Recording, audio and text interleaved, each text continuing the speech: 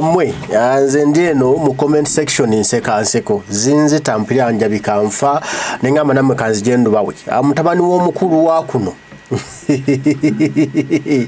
agenze ku mukutu gwe ogwa Twitter nawandika ebigambo bino mbu when I become president of this beautiful country anyone who doubts it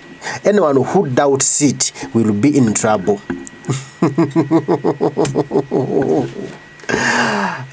Echiri mu comment section ni bana mwe echiri mu comment section ni katonda simusanyufu. Omusajja agambye mbu singa olunaku lumu nfuuka president wa Uganda ensene ennungi amatobuta oyo yenna kibuusabuusa ntisobola kubeera president wa Uganda kajja kumujjuutuka naye gwe wulira. What an arrogance. Abantu bewadde ebitiibwa bewadde eddembe mwe kale nzijukira nno Amini aliko omukulembeze wa wano alina abaana be nabo baali bangi bajja okubeera aba president ba Uganda. Milton Obote naye alina akena ali eyo mu parliament naye ali amanyi okubeera president wa Uganda. Waliwo babinayiisa ati Tookero Lutwa bano baali bamanyi bajja kuba president ba Uganda. Kati bano mbulwa kwa bamazeeko ebbanga ddene omutabani ali konko sure nti agenda kulembera eggwanga Uganda. Muammar Gaddafi mumumanyi. Muammar Gaddafi president wa Libya n'antameggibwa yali kirimaanyi wa kuno byempulire mu nkubo mbu General Museveni yali mu lukwe olw'okusaanyawo Gaddafi. Kati waliwanga waliyo n'omuntu ali mu lukwe olw'okusaanyawo Museveni. Koza abaana ba Gaddafi bakulembera Libya. Mumbulire ko bakulembera Libya anti ze am not so updated ennaku zino badde ndiyo nga bali mukunteka mu software mpya kali sinaba kuddamu ku installing programs ku software yo yakyali empty. Mbuza mungambe abaana nawulira waliyo Sharifu Gaddafi naye baali bamutendesaawo nga baagala yababeera president wa Libya taata bw'anabanga same ye president ono yali yagala okwesimbawo biba byaggwa bitya. Kati wano waliwo omudinkini mwakulira Piero yu iyo byawandiise ye Muhoozi Kainerugaba. When I become president of this beautiful country, anyone who doubts it will be in trouble. Nemwe so twebuuzemu ono sigo baawo okukulira amagye g'eggwanga Uganda ye sekyo tumanyi nti nno omuntu abeera nga yakulira amagye oba munnamagye taba partisan tabaako na ludda sekyo ekyo si ekyagobeza oli Minister Ruth Aceng gwe baagobye Canada kubeera partisan. Tovula abana abantu oba bali obsessed oba just malo penza kungamba nti oli serving mu magye okulembera bannamagye ab'enjawulo botamanyi ndowooza zaabwe wabula kumanyi lwakubanze ndi ku topu taata yampadde obuyinza nolwekyo kiri automatic. It is automatica tize nokuba president wa Uganda kulikayo yoga papa zekulize tujja kweyagala mu gavumenti yo daddy tugenda kuvimba mu gavumenti y'omunene iyo zije zindye gwe nego kimanyi nti ninja akimanyi muno president wa Uganda addako omutwe gwe temuli mu kirooto na kimu nti nayinza obutaba yali kompitire konko sure babeyo ne taata amugamba mwana wange guddako mwana wange gwogenda okufuga. Omanyi no waliwo omusajja gwe bayita Seseseko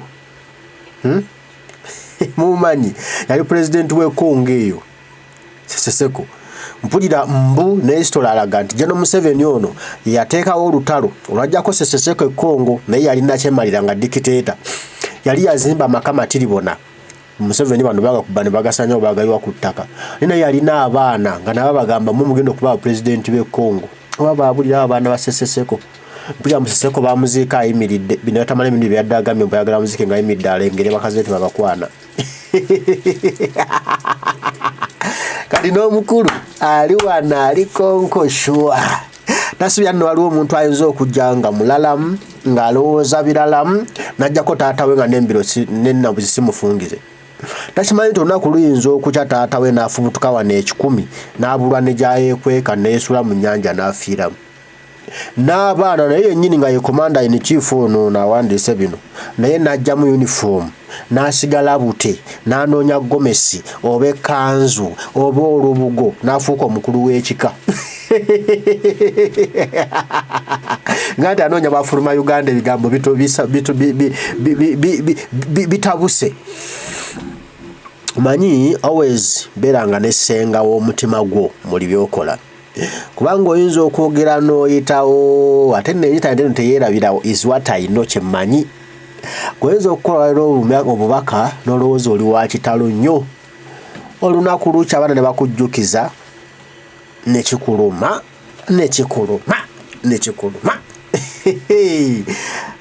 sogera ebinaayitira azoke ngende mu comment section tuyitemu abaana bamugamba ki omukulu president w'eggwanga yo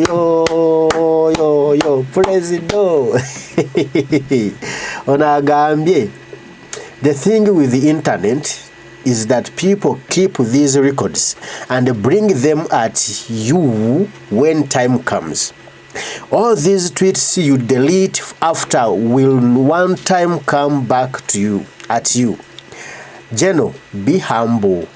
Nti ekirungi ekiri ku mutimbagano guno fenna kwe tweyagala kwe twebikulira abantu buno bigambo obwaka betukola babukuuma babutereka somewhere fwe tutamanyi era olunaku lumu babikomyawo ne babitulaga nga kaseera keetaagisiza nti buno bonna obubaka bw'owandika ate noba n'obudelete ngoba n'obusimuulayo ng'olowooza tebabulina munnange babulina akaseera kagenda kuba kadimu bugenda kukomawo ojja kubuwulira generaali munnange weetowazeeko twasula abanene mirembe engalo bwe bubaka bamuwadde oyo uno yamugambye eki nti Muhoozi only tweets over the weekend you get it cause waliwo weekend okay wali nti ababbize ku mirimu gya ggwanga si kyekyo bannange ababbize mbu obubaka okwogera oba okuba kubaka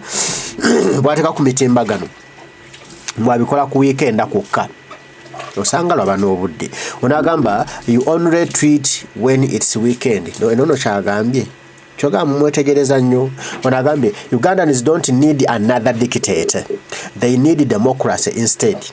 Nti bannayuganda tebeetaaga nakyemalira mulala mutemu mutulugunyi musiwa abantu mulala beetaaga enkola eya demokrasiya ewali emirembe wetulina obwenkanya wetulina opportunity ng'ekirooto kya Uganda kyetutambuliramu bannayuganda beetaaga so sinnakyemalira mulala ono ye n'agamba we are completely finished nti bannaye tuweddewo ekinaava mu mpale ey'ebiraka nange simanyi nange sitegeera kubanga ekinaddaawo ono no yamugambye that's why you will never be nti eyo y'ensonga lwaki tojja kuba president wa Uganda teweesudiya papa ono n'agamba nti it's not healthy to take alcohol on empty stomach. Mivuddemu bikomenti byammwe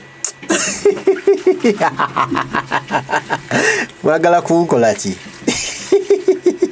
bino ebigambo naso biwulira ku mukoddomi w'ono omukoddomi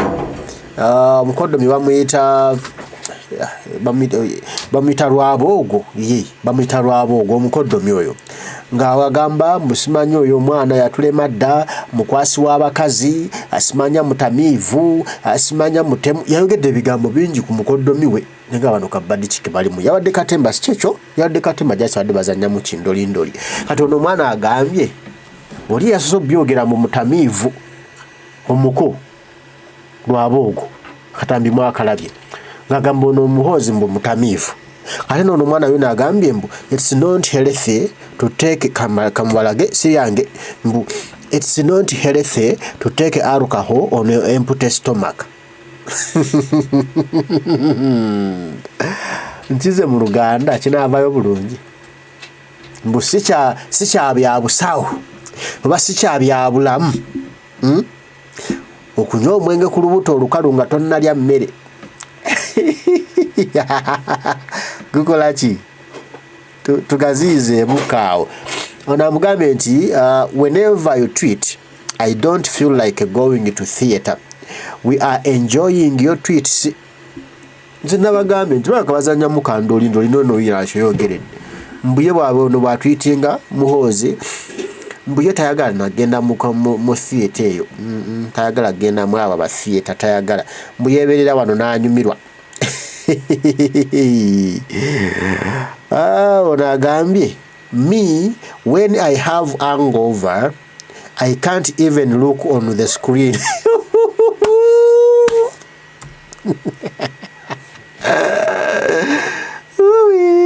Dear Uganda, mukama yakumpa. Uganda oli munene. Ade mu Uganda enyuma.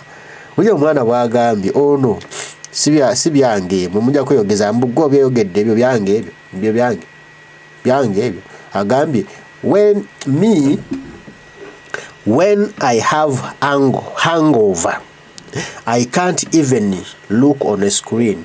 Munze wemba ntamidde nga ntamidde nnyo ngangayidde mpeddeyo situnula ku computer oba ku simu yonna oba ku TV situnula ku lutimbe lwonna nedda nga ntamidde ngangayidde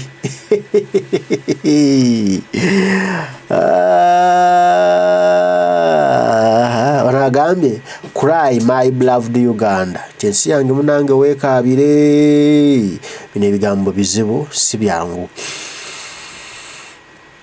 Ono yagambye this is exactly why I prefer democracy to stop arrogant leaders like you. Teno yensonga lwaki njagala nnyo democracy ow'ekimmemmete okomya abakulembeze abeemanyi bakasajja fuba nga ggwe. Leka mbabulire ono mulenzi alowooza muno wa kitalo ne munaye tasabye abanene emirembe engalo ansirike naye obukyabuziba buno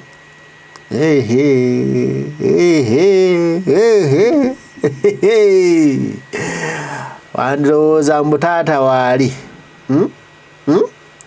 bajja kulwanira entalo zo nga weesigudde taata faazazi saani naye aganya mukama ajja kukola ekikyamu mu bulamu bw'omuntu wano omuntu gw'abadde yeesigula aveewo ebitategeerekeka aganya bw'olwo olimanya ati nno naabo abadde mikwano gya taatawo naabo bw'obadde otambula nabo mu kibiina kyo simanya pili awo masala naabo abakuli ku lusegere nti bujo si bannoobo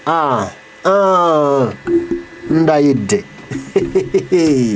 kwolwo olimanya nti abantu bonna bulijjo abakusudiya babadde bakusudiya kubba sho bakiyita kubba sho eri taatawo n'okumunyagako obusente nga bo bulijjo ge magezi ge balina naye nga golooza mbuno bakulimu n'abalenzi tebamanyi muntu ntino kisolo kye bayita omuntu kirala nnyo. Onagambye cry loud our neighborhood country Uganda. Bannange baganda bafe batuli okumpi bannayuganda mukaabe nnyo naye ebigambo bizibu.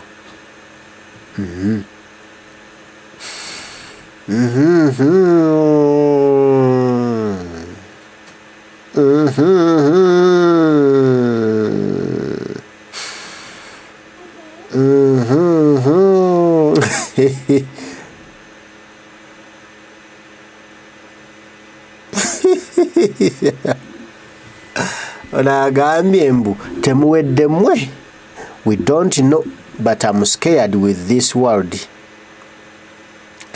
Emboko zijjaawo.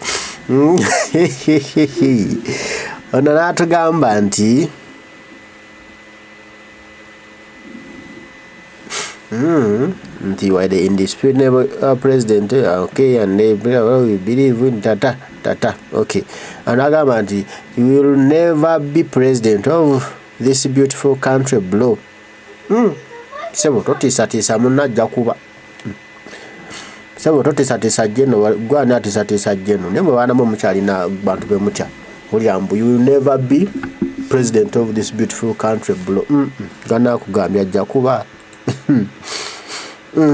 Kale mukama waffe noyamwe kale mukama waffe tukulinze munnange